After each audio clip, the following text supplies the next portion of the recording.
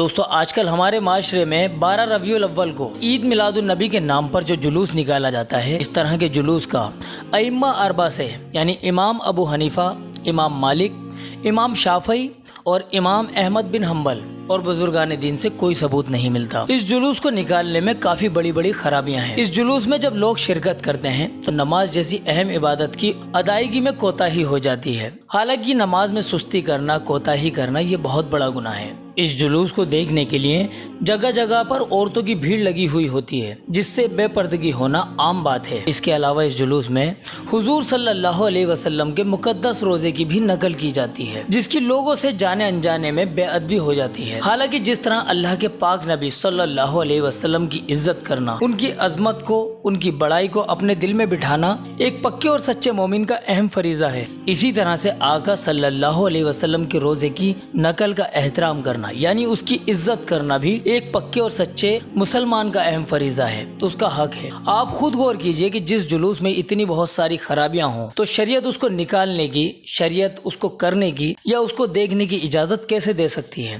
لہٰذا 12 ربیع الاول کے دن نکالے جانے والے جلوس میں شرکت کرنا جائز نہیں ہے، اس سے بچنا بے حد ضروری ہے۔ فتاوی محمودیہ جلد نمبر 5 پیج نمبر 442۔